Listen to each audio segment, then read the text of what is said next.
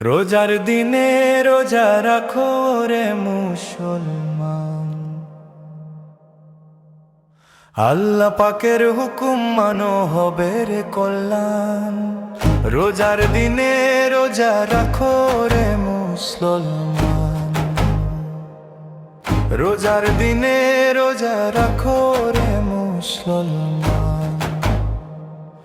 এ মাসেতে নাজিল হলো পাক কালাম কুরআন, এই মাসেতে ইবাদতে বাড়ে যে ঈমান। রোজার দিনে রোজা রাখো রে মুসলমান, সেহরি খাও ইফতার করো পড়ো রে তারাবিহ, তসবিহ দানা হাতে নিয়ে বলো ইয়া আল্লাহ।